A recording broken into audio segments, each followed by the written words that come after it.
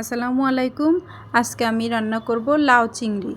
এখানে আমি বড় বড় মাঝারি সাইজের কিছু চিংড়ি নিয়ে নিয়েছি লাউটা আমি কেটে ধুয়ে রেখেছি এখানে।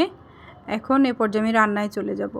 রান্নার জন্য আমার লাগবে সাদা তেল, কাঁচামরিচের ফালি, পেঁয়াজ কুচি, রসুন বাটা, জিরার গুঁড়া, মরিচের গুঁড়া, হলুদ গুঁড়া, লবণ পরিমাণ মতো সবই।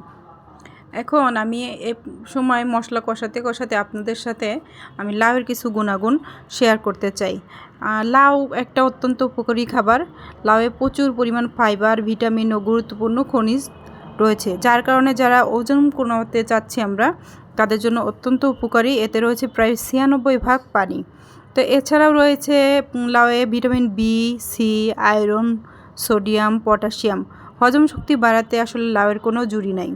তো এক্ষেত্রে আমরা আরও কিছু উপকারিতা রয়েছে লাউয়ের, যেমন হচ্ছে কোষ্ঠকাঠিন্যতা দূর করাতে, পেট ফাঁপা এবং অ্যাসিডিটির সমস্যার জন্য অত্যন্ত উপকারী।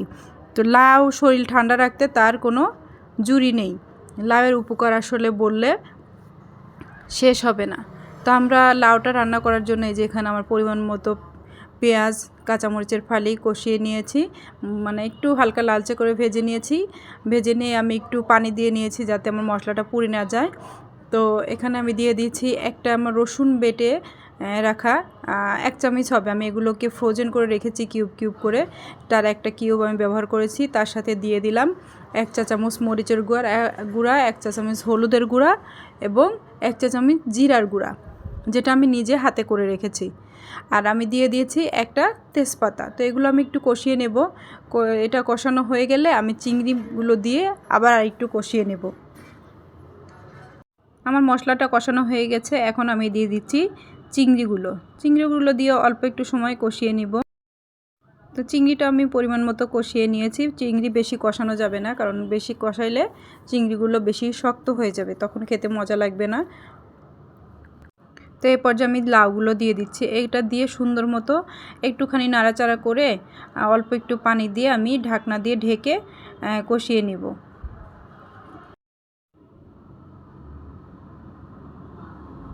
এখন আমি একটু পানি দিয়ে দিয়েছি, এখন ঢেকে দিব। কিছুক্ষণ অপেক্ষা করার পরে আবার দেখব পানি ছেড়ে দিয়েছে লাউয়ের থেকে।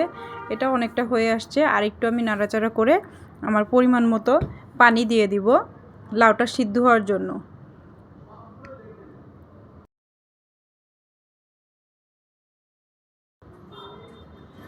এখন আমি দিয়ে দিলাম আমার পরিমাণ মতো পানি। এটা পানিটা দিয়ে কিছুক্ষণ ঢেকে আমি রান্না করব। এই যে আমার রান্নাটা শেষ। এখন পরিবেশন করা যাবে। এই যে আমি ঢেলে নিয়েছি একটা বাটিতে। তো আপনারা এভাবে ট্রাই করবেন, অনেক মজা লাগবে। আল্লাহ হাফেজ।